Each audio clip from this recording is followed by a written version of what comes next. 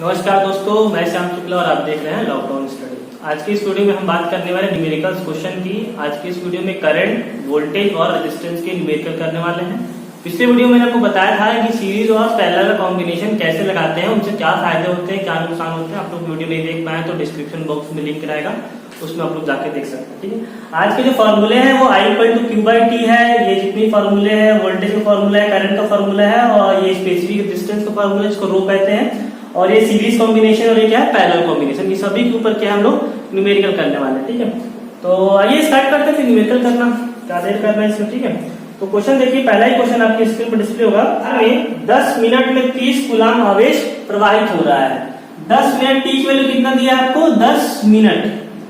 ठीक है, 10 मिनट और क्यू की वैल्यू कितनी दी है, 30 कूलम आवेश प्रवाहित हो रहा है। तार में धारा का मान निकालना, मतलब करंट का वैल्यू निकालना, तो क्या निकालना है, आई निकालना है। ठीक है, तो आप लोग को जब मैंने पिछले वीडियो में बताया था आई क्या होता है, प्रति सेकंड जो इलेक्ट्रॉन जो प्रवाहित होते हैं वही क्या होती है, आई की वैल्यू। मतलब कहा जाए अगर 1 कूलम आवेश 1 सेकंड में किसी तार में प्रवाहित होते हैं तो उसकी वैल्यू कितनी हो जाएगी, आई की वैल्यू 1 एम्पीयर।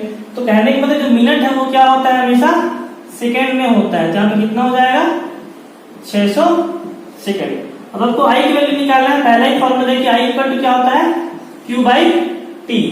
तो Q की वैल्यू कितना दिया हुआ आपको, 30, और T की वैल्यू कितना दिया हुआ है, 600 सेकंड। ये कैंसिल हो गया इससे। ठीक है, ये कितने बार है, 20 बार में कैंसिल हो जाएगा। आई की वैल्यू कितनी हो जाएगी, 1/20 एम्पियर। या इसको कैसे कर सकते हैं, 0.05 एम्पियर। तो ये अभी हम लोग क्या किया, पहले फॉर्मूले का यूज किए हैं और क्या निकाले हैं, आपको टाइम दिया हुआ था, कूलम दिया हुआ था, आपने क्या निकाला है, आई की वैल्यू निकाला है। एम्पियर का डेफिनेशन आप देखेंगे तो जो इकाई समय में कितने आवेश प्रवाहित होते हैं उसी को हम लोग क्या कहते हैं, करंट कहते हैं। ठीक है, नेक्स्ट क्वेश्चन लेते हैं। नेक्स्ट क्वेश्चन देखिए, आपकी स्क्रीन पर डिस्प्ले होगा। 5 ओम प्रतिरोध के एक तार में 5 ओम प्रतिरोध के एक तार में 3 एम्पियर की धारा 4 मिनट तक बहती है। देखिए यहाँ पे 5 ओम प्रतिरोध, मतलब आर की वैल्यू कितना दे दिया आपको, 5 ओम। ठीक है, आई की वैल्यू कितनी दे दिया, 3 एम्पियर। ठीक है, 4 मिनट तक बहती है। टी की वैल्यू कितना दे दिया, 4 मिनट, मतलब इसको मल्टीप्लाई बाय 60 कर दो, 240 सेकंड। तार के किसी परिच्छेद से गुजरने वाले इलेक्ट्रॉनों की संख्या क्या कीजिए। आप क्या निकालना है, नंबर ऑफ इलेक्ट्रॉन्स निकालना है। नंबर ऑफ इलेक्ट्रॉन जो किसे डिनोट करते हैं, एन से डिनोट करते हैं। मैंने एक फॉर्मूला लिखा हुआ है, Q=NE, और आपको निकालना क्या है, एन ही निकालना है। ठीक है, तो देखो फॉर्मूला क्या होता है, I=Q/T। हमको Q की वैल्यू पता है क्या, Q की वैल्यू यहाँ पे नहीं दी गई है, तो Q को हम लोग क्या लिख सकते हैं, Q क्या होता है, नंबर ऑफ इलेक्ट्रॉन, और E निकालना है। ठीक है, यहाँ पे पुट कर दीजिए, I क्या हो जाएगा, NE/T। तो I की वैल्यू आपको कितना दिया हुआ है, 3 एम्पियर। ठीक है, N की वैल्यू आपको निकालना है। E की वैल्यू कितना होता है, 1.6 × 10⁻⁻19, आपको याद रखना पड़ेगा। ठीक है, और T की वैल्यू कितना है, 240 सेकेंड, 240 सेकेंड्स में। ठीक है, आपको n की वैल्यू निकाल लीजिए। n की वैल्यू क्या हो जाएगी, 3 × 240 अपॉन में क्या होगा, 1.6 × 10⁻⁻19। इसको ऊपर ले जाइए, 3 × क्या कर देता हूं मैं, 24 कर देता हूं। मल्टीप्लिकेशन में क्या कर देता हूं, ये ऊपर जाएगा तो +19 हो जाएगा, और एक 0 है तो 10 टू द पावर में क्या कर देता हूं, 20 अपॉन क्या करता हूं, 1.6। देखो 16 एकम 16 और 8 बचेगा, 16 85, 15 बार में कट जाएगा, तो कितना होगा, 45 × 10 टू द पावर 20। किसकी वैल्यू है, नंबर ऑफ इलेक्ट्रॉन्स। या आप इसको ऐसे कर सकते हैं, 4.5 × 10 टू द पावर 21। ये भी आपका आंसर ऐसा आपको मिलता है, तो ये भी सही रहेगा। मतलब कहने का मतलब ये है कि क्या पूछा गया है कि गुजरने वाले इलेक्ट्रॉनों की संख्या निकालिए, तो कितने इलेक्ट्रॉन गुजर जाएंगे, 4.5 × 10 टू पावर 21 इलेक्ट्रॉन क्या होंगे, गुजर जाएंगे।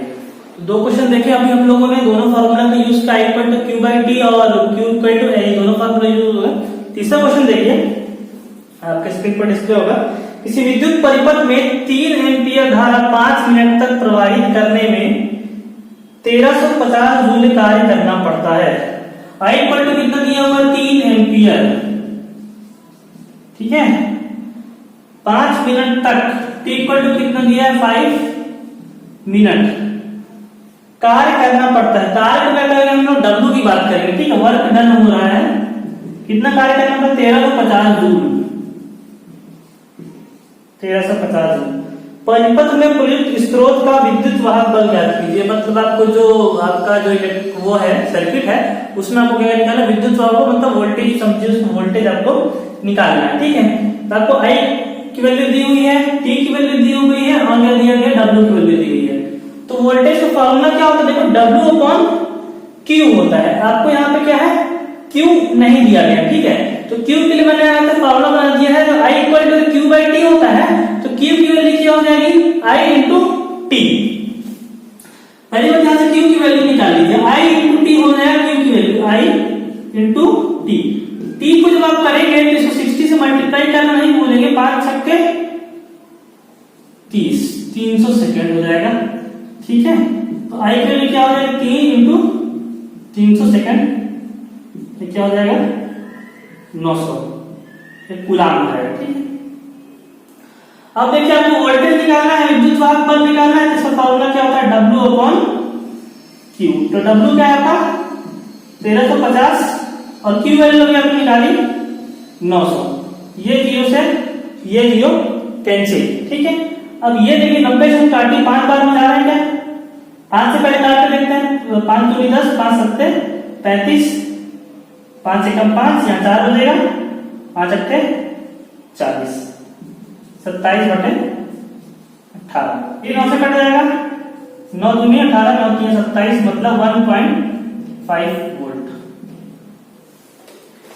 तो हम लोगों ने मैंने आपको बताया था वोल्टेज की परिभाषा क्या होती है, किसी विद्युत आवेश को अनंत से विद्युत क्षेत्र में लाने में जितना कार्य करना पड़ता है, मतलब इसको कितना कार्य करना पड़ा, 1350 जूल कार्य करना पड़ा। तो जो कार्य करना पड़ता है आवेश Q को विद्युत क्षेत्र में लाने के लिए उसी हम क्या कहते हैं विभवांतर कहते हैं, वोल्टेज कहते हैं, ठीक है।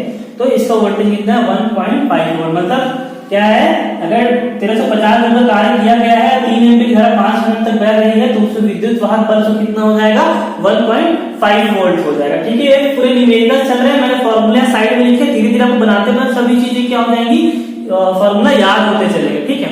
नेक्स्ट क्वेश्चन देखिए आपकी स्क्रीन पर डिस्प्ले होगा, किस चालक के सिरों के बीच विभवांतर 40 वोल्ट है, बी की वैल्यू आपको दी हुई है 40 वोल्ट, यदि उसमें बहने वाली धारा का मान 0.4 एम्पियर है, आई की वैल्यू दी हुई है 0.4 एम्पियर, तो चालक के प्रतिरोध की गणना कीजिए। मतलब आपको वोल्टेज दिया हुआ है, करंट भी दिया हुआ है, आपको क्या निकालना है सिर्फ रेजिस्टेंस निकालना है। तो हमको ओम का फॉर्मूला बहुत ही फेमस है, V equal to I R की वैल्यू आपको निकालना है V अपॉन आई हो जाएगा। तो यहाँ पे वोल्टेज की वैल्यू पुट कर दीजिए, वोल्टेज की वैल्यू 40 हो गई, आई की वैल्यू क्या 0.4 हो गई, तो रेजिस्टेंस कितना आ जाएगा, ठीक है, ये क्या हो जाएगा ओम। डिस्टेंस अब कितना होगा 100। अगर ये पॉइंट्स आपको कंफ्यूजन हो तो पॉइंट हटाने के लिए ऊपर नीचे आप लोग मल्टीप्लाई भी कर सकते हैं जरूरत। तो यहाँ पे कितना हो जाएगा 4 में 3 जीरो लग जाएगा, 2 जीरो लग जाएगा, और यहाँ पे क्या बन जाएगा मल्टीप्लिकेशन होगा तो पॉइंट इधर हो जाएगा। तो आप लोग ऐसे भी कट कर सकते हैं। तो वैल्यू कितनी आ गई 100 ओम की वैल्यू, रेजिस्टेंस वैल्यू कितनी होगी 100 ओम। कहने का मतलब ये है अगर 40 वोल्टेज में 0.4 एम्पीयर की धारा प्रवाहित हो रही है तो रेजिस्टेंस वहां पे 100 ओम का रेजिस्टेंस काम कर रहा है उस सर्किट में। यार तो आपको सिर्फ equal to I R equal to V upon I, ठीक है। और नेक्स्ट क्वेश्चन देखिए, इसी पैटर्न में क्वेश्चन है, इसी सेम फॉर्मूले से बने लेकिन थोड़ा सा इसमें डिफरेंट है। क्वेश्चन देखिए, किसी चालक में बहने वाली धारा के मान में, किसी चालक मतलब कंडक्टर वायर की बात हो रही है, में बहने वाले धारा के मान में 30 मिली एम्पियर की वृद्धि करने पर उसके सिरों के बीच विभवांतर 4.5 वोल्ट से बढ़कर 7.5 वोल्ट हो जाता है। आपको पता है ओम के नियम से V समानुपाती I होता है, ठीक है। अगर ये क्या कह रहा है क्वेश्चन में I की वैल्यू में 30 मिली एम्पियर की वृद्धि कर देंगे, I की वैल्यू बढ़ाएंगे तो वोल्ट भी बढ़ेगा, ठीक है। तो कितना हो जा रहा है 4.5 वोल्ट से बढ़कर के क्या हो जा रहा है 7.5 वोल्ट हो जा रहा है। तो चालक के प्रतिरोध की आपको करना है, गणना करना है, मतलब आपको रेजिस्टेंस से निकालना है। तो रेजिस्टेंस का फॉर्मूला जो हम लोगों ने निकाला वो V/I होता ही है, कोई डाउट नहीं है इसमें, ठीक है।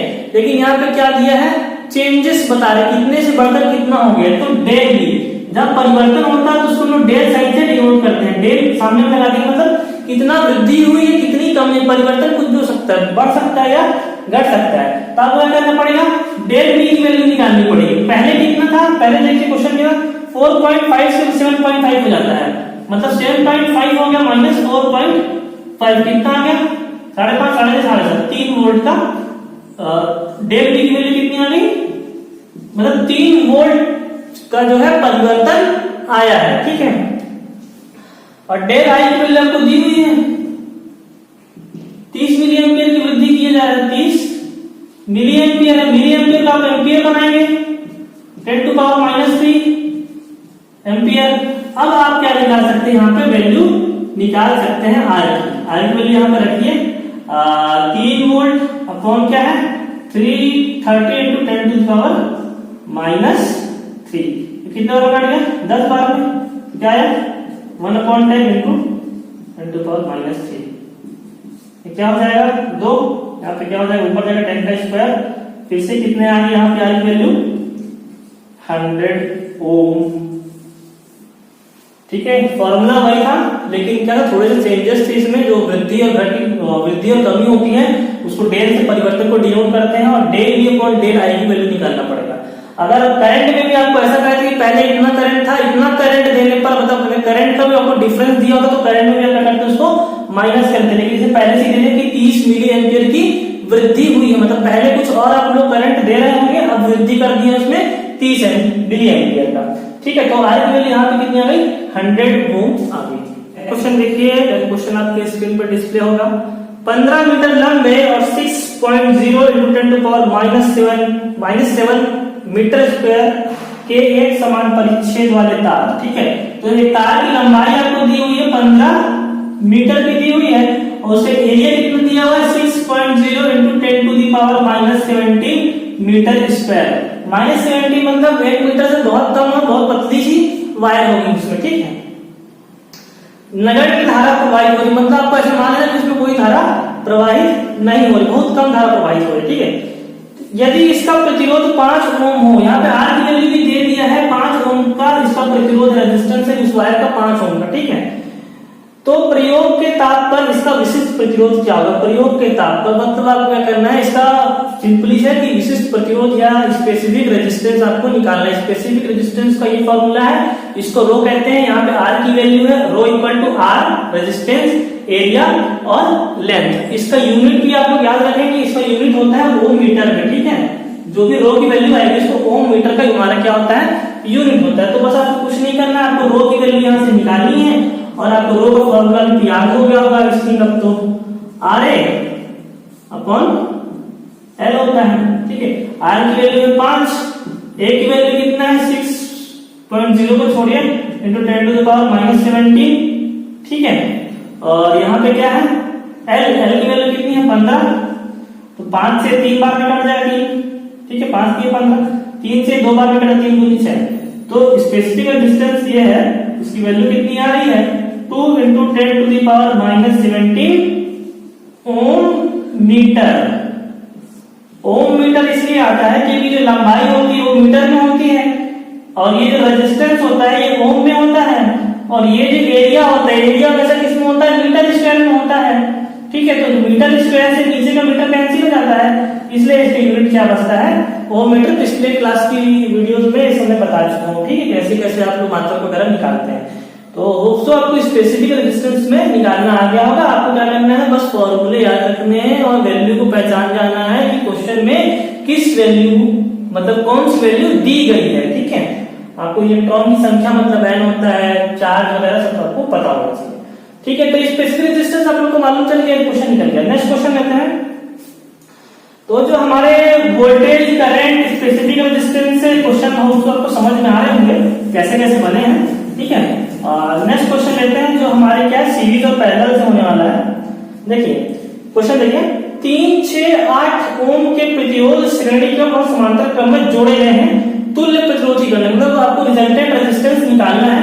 क्वेश्चन है 3, 6, 8 ओम के जो रेजिस्टेंस है वो पहला निकालना है, उसको क्या लिखा हुआ है, सीरीज में जुड़ा हुआ है, सेकंड में क्या जुड़ा हुआ है, वो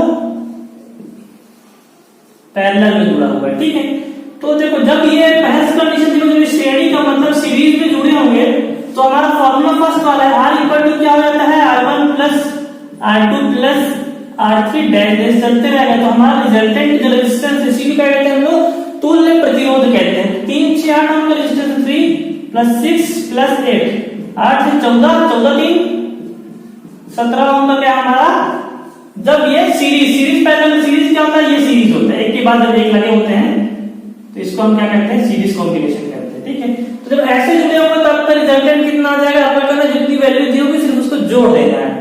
3, 6, 8 जोड़ा तो 17 ओम क्या है आपका रेजिस्टेंस लग गया। ठीक है, अब उसके बाद देखिए जब समांतर क्रम हो, मतलब पैरेलल कॉम्बिनेशन, तो रिजल्टेंट R लिखते हैं उसको, और इसका फॉर्मूला क्या होता है वहां पे लिखा हुआ, फिर से लिखता हूं 1/R1 plus 1/R2 plus 1/R3 dash चलता रहेगा। तो यहाँ पे 1/R की वैल्यू कितनी आएगी, 3, 6, 8, 1/3 प्लस 1/6 प्लस 1/8। तो इसका जो एलसीएम कितना है, 24 आ जाएगा, 3 अट्ठे 24, 6 चौक 24, 8 3 24। ठीक है, तो 8 4 12 3 15/24, फिर 3 से कट जाएगा, 3 5 से 15, 3 7 21, 3 8 24। तो R की वैल्यू कितनी आ जाएगी, 8/5। ठीक है, या तो इसको आप कैसे करते हैं, 5 से कम 5, 5 6 30, 1.6 ओम। देखो मैंने पिछली वीडियो में पूरा बता के रखा हुआ है, जब आप किसी भी रेजिस्टेंस को अगर आप श्रेणी क्रम में लगाते हैं तो जो रिजल्टेंट R की जो वैल्यू होती है उन रेजिस्टेंस जो लगाए गए हैं उनके व्यक्तिगत प्रतिरोध से भी क्या है, अधिक होगी 17। मतलब 3, 6, 8, मतलब सबसे मैक्सिमम प्रतिरोध कितना है 8, इससे बड़ा प्रतिरोध आपने लगाया नहीं है, लेकिन आपको क्या यहाँ पे मैक्सिमम वैल्यू मिलेगी 8 से भी बड़ी। जब उसको समांतर क्रम में लगाते हैं आप, तो व्यक्तिगत प्रतिरोध मतलब पर्सनल प्रतिरोध आपने कितने कितने के लगाया है, 3 के, 6 के और 8 के, तो आपको जो रिजल्टेंट प्रतिरोध होगा वो क्या होगा, इन तीनों से भी क्या होने वाला, व्यक्तिगत मान से भी क्या होने वाला है, कम होने वाला है। तो मिनिमम कितना 3 है, उससे समांतर क्रम में 3 से भी छोटा आपको 1.6 आपका रिजल्टेंट प्रतिरोध रहेगा। ये सब पूरी चीजें मैं क्या है इस वीडियो में डिस्कस कर चुका हूँ कि सीरीज में क्या फायदे होते हैं, पैरेलल में क्या फायदे होते हैं। नेक्स्ट क्वेश्चन देखिए, 2, 3, 6 ओम के प्रतिरोध किस प्रकार जोड़े कि तुल्य प्रतिरोध 4 ओम हो जाए। क्वेश्चन आपको दे रहा है 2, 3 और 6 ओम के रेजिस्टेंस को आपको जोड़ना है, और ऐसे जोड़ना है कि जो रिजल्टेंट R की वैल्यू है 4 ओम होनी चाहिए। मैंने जब पहले डिस्क्रिप्शन दिया ना, वो उसी क्वेश्चन के लिए दिया था। क्या डिस्क्रिप्शन दिया था कि अगर आपको सीरीज में जोड़ेंगे तो इन सभी के व्यक्तिगत मान से भी क्या आपको बड़ी वैल्यू मिलेगी, मतलब 6 से कोई ना कोई बड़ा वैल्यू मिलेगा।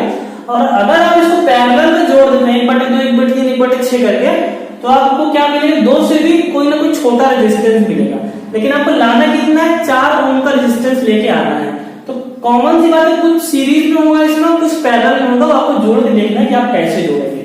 तो मान लो आप ऐसा काम कर सकते हो, इसको 2 को आप क्या करो, सीरीज में लगा लो, ठीक है, 3 और 6 को पैरेलल में लगा लो, ऐसे करके देखो। या ऐसे कर सकते हो, 3 को आप पैरेलल में लगा लो, ठीक है, और इसको क्या करो आप लोग, 3 को सीरीज में लगा लो और इन दोनों को पैरेलल में लगा लो, 2 और 6 को।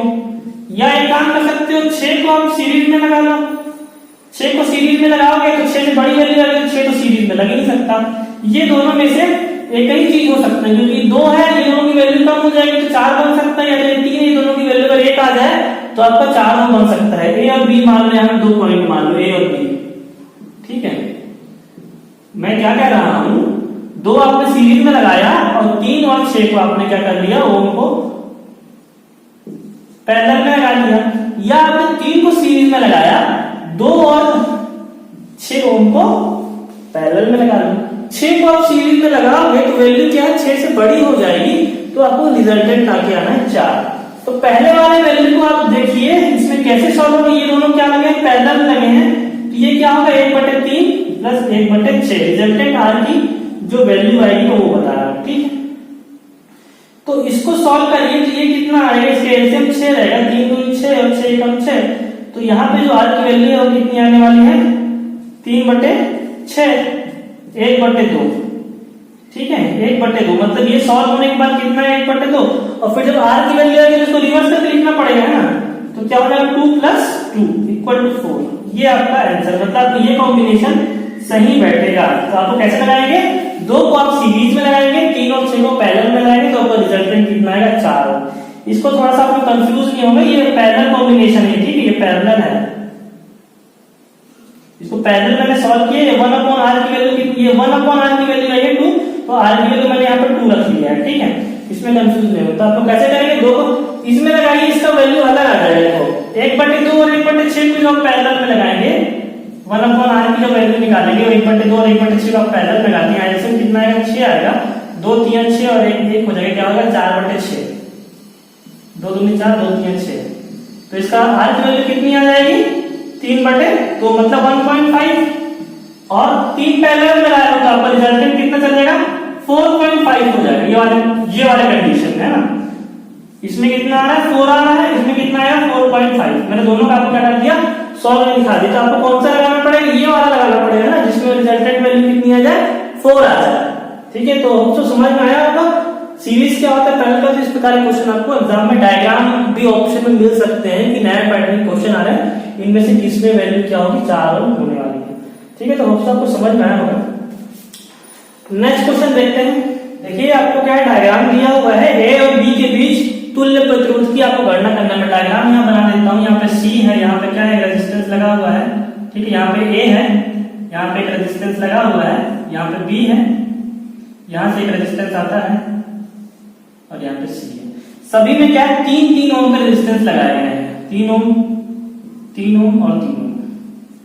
आपको क्या करना है, ए और बी के बीच का तुल्य प्रतिरोध निकालना है, या कभी ए और सी का भी बोल सकता है, सी और बी के बीच का भी बोल सकता है, इसमें कोई बात नहीं है। तीनों के बीच में 3 ओम का रेजिस्टेंस लगे हुए हैं।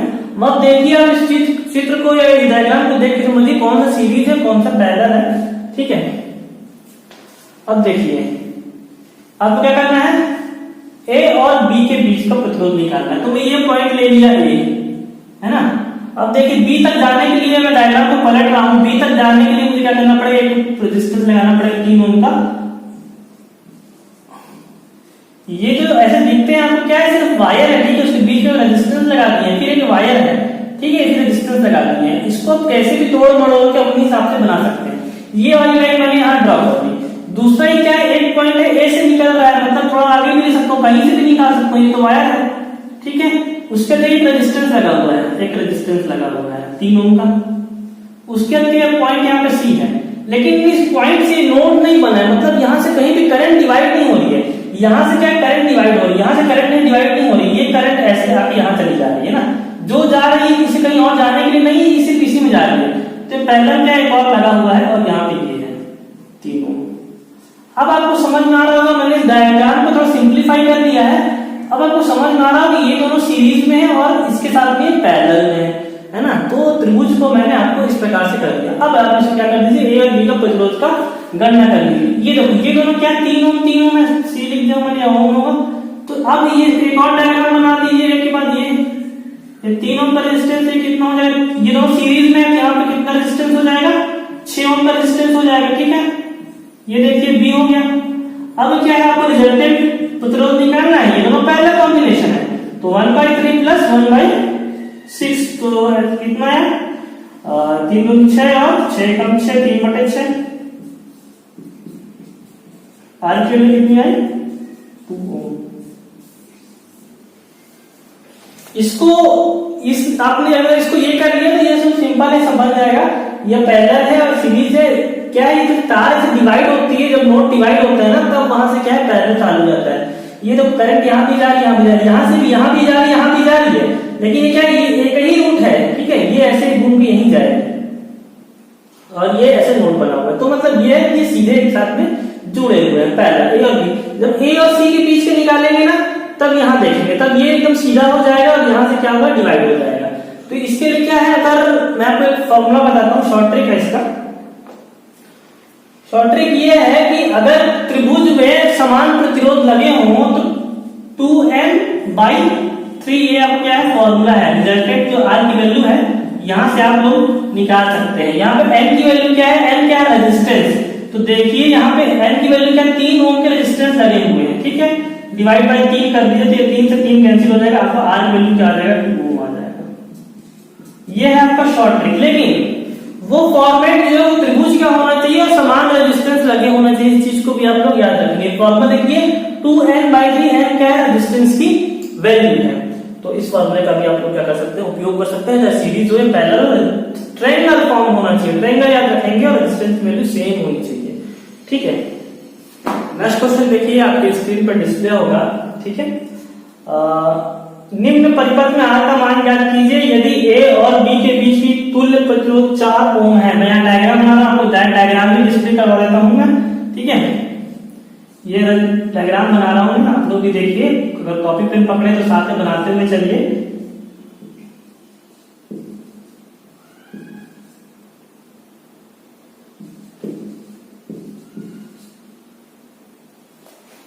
आपको कहा गया है क्वेश्चन में ए और बी के बीच का जो रेजिस्टेंस है, रिजल्टेंट जो रेजिस्टेंस है वो है 4 ओम, ठीक है। तो आपको क्या ज्ञात करना है, इस आर की वैल्यू आपको फाइंड आउट करनी है। इस आर की वैल्यू क्या होगी, ये देखो, ये दोनों पैरेलल में लगे हुए हैं ना, तो इसका रिजल्टेंट रेजिस्टेंस निकालता हूँ और इसको R1 लेकर के निकालता हूँ, ठीक है। 1/R1, ये दोनों क्या है, पैरेलल कॉम्बिनेशन है। तो इसकी वैल्यू निकालता हूँ 1/2 प्लस 1/2। तो क्या होगा, आधा आधा मिलकर क्या हो जाएगा, 1/R1 इक्वल टू क्या हो जाएगा, 1। तो 1/1 ले लीजिए इसको, तो R1 की वैल्यू कितनी आ गई, 1। मतलब ये दोनों को अगर मैं हटा करके यहाँ पे सीरीज में डायरेक्ट 1 ओम का रेजिस्टेंस लगा देता हूँ तो कोई भी प्रभाव सर्किट में नहीं पड़ेगा। तो देखो आप क्वेश्चन में क्या किया गया, ए और बी का जो टोटल प्रतिरोध है, तुल्य प्रतिरोध है, वो 4 ओम है।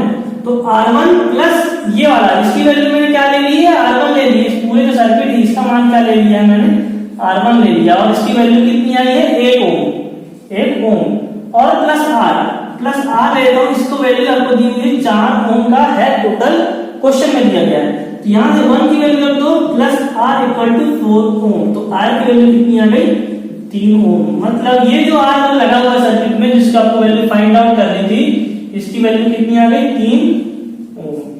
तभी तो टोटल 4 होगा। इसकी वैल्यू है 1 ओम, टोटल रेजिस्टेंस ए और बी के बीच का 4 ओम, इसकी वैल्यू कितनी होगी, 3 ओम। जैसे ये 1 ओम निकल गया, उसके क्या सीरीज में लगेंगे तो आपको डायरेक्टली समझ में आ जाना चाहिए कि ये 3 ओम का प्रतिरोध है।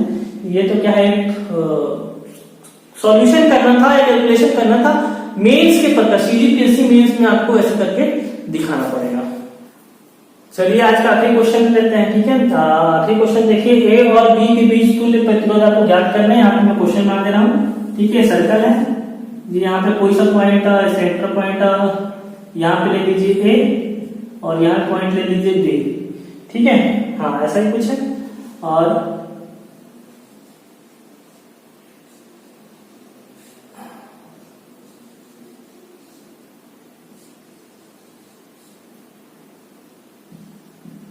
क्या करना है आपको, यहाँ सभी में 2 ओम का रेजिस्टेंस भी लगे हुए हैं, 2 ओम का रेजिस्टेंस है, यहाँ पे 2 ओम का रेजिस्टेंस लगा, इसमें भी 2 ओम का रेजिस्टेंस लगा हुआ है, यहाँ पे 2 ओम का रेजिस्टेंस लगा हुआ है। एक पॉइंट है ये ए और ये एक पॉइंट है बी, ठीक है। अब क्या करना है, ये यहाँ से घुमा करके ये टच नहीं हो रहा है, देखो आपको सर्किट ओपन हो जाएगा, टच हो गया। ये यहाँ से उठा करके बी में ले गया, ये पॉइंट है, यहाँ से उठा करके बी में ले गया, यहाँ पॉइंट है, यहाँ से उठा करके बी में ले गया और एक डायरेक्टली बी में ले गया। एक सर्कल के फॉर्म में आपको बना के दे दिया है। अब आपको ये समझना है इसमें सीरीज कौन सा है, पैरेलल कौन सा है, सीरीज पैरेलल है भी कि नहीं है, ए और बी के बीच में तुल्य प्रतिरोध आपको क्या करना है। तो देखिए सिंप्लीफाइड करिए, थोड़ा सा समझ में आ जाएगा, जिसको समझ में आ गया अच्छी बात है। तो देखो एक पॉइंट है, मैंने यहाँ पे एक पॉइंट ले लिया, यहाँ पे क्या ले लिया, यहाँ पे लेता हूँ, यहाँ पे देखो मैंने एक पॉइंट ले लिया और दूर में क्या ले लिया, बी पॉइंट ले लिया। अब देखिए ये ए पॉइंट है, पहले तो सीधा बी के पास जा रहा है, तो मैं क्या करना, सीधा तो बी के पास ले जाता हूँ, आपका ये 2 ओम का रेजिस्टेंस में लगा दिया। दूसरा क्या है, एक ए से निकल के फिर से घूम के क्या है बी के पास जा रहा है, लेकिन इसका रूट अलग है ना, तो फिर एक पॉइंट ये है, इसके निकाल के मैं एक और ले आता हूँ, यहाँ पे एक और सर्किट बना करके ये बी के पास ले जाता हूँ। तो इससे ए से ही निकालना है, तो ये एक ही लाइन यहीं से डिवाइड हो रही है, एक पॉइंट है ना, यहाँ चार तरफ जा रहा है, ये पॉइंट है, एक तरफ ये एक तरफ ये, तो यहाँ से एक और ले लेता हूँ, ये दो तरफ हो गया, ये ऐसे करके एक और लेना पड़ेगा मेरे को, तीन तरफ हो गया। तो यहाँ भी 2 ओम का रेजिस्टेंस है, यहाँ भी 2 ओम का रेजिस्टेंस है, यहाँ भी 2 ओम का रेजिस्टेंस है। अब देखिए ये एक पॉइंट है, यहीं से निकल के क्या रहे हैं, बी के पास गए हुए हैं, हालांकि सर्कल के फॉर्म में था, तो अब चाहे तो दो नीचे ले जाओ, दो यहाँ से ऊपर से भी ऐसे करके ले जा सकते हो, मैंने नीचे ही सबको ले लिया है। आप चाहो तो यहाँ ऊपर से, मतलब आपको ए से बी तक में सिर्फ पहुंचना है रेजिस्टेंस को लगा करके, ठीक है।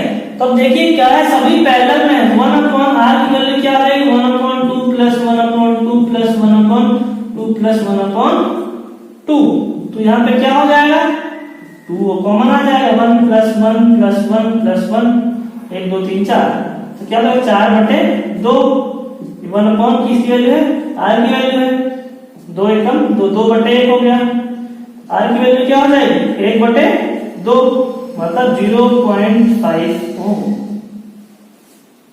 आप लोग को समझ में आ गया होगा, आई थिंक 0.5, मतलब ये जो दो ओम के आपने इतने सारे पैरेलल में रेजिस्टेंस लगा के रखे हैं, इसका कोई मतलब नहीं है, ये सभी को हटाइए और ए और बी के बीच में सिंगल एक 0.5 ओम का रेजिस्टेंस आप लगा देंगे, तो आपके सर्किट में कोई भी प्रभाव नहीं करेगी रिजल्टेंट रेजिस्टेंस। सभी को हटा करके सिर्फ एक रेजिस्टेंस लगा दें 0.5 ओम का, तो जो आपको इलेक्ट्रिसिटी जा रही होगी या फ्लो हो रहा होगा इलेक्ट्रॉन्स का, वो बराबर रहेगा। तो इतना सा लगाने का कोई मतलब नहीं है, आप सिर्फ 0.5 है इसका रिजल्टेंट रेजिस्टेंस, तो इतना लगा दीजिए। तो होप सो आज के न्यूमेरिकल आपको पसंद आए होंगे और चीजें समझ में आई होंगी। अगर चीजें समझ में आई हैं तो वीडियो लाइक कीजिए, चैनल को सब्सक्राइब कीजिए। मिलते हैं हम नेक्स्ट वीडियो में, आप बने रहिएगा हमारे तरफ। आगे के वीडियो में हम लोग क्या करेंगे, विद्युत धारा का ऊष्मीय प्रभाव देखने वाले हैं। तो तब तक के लिए धन्यवाद, मिलते हैं नेक्स्ट वीडियो में। जय हिंद।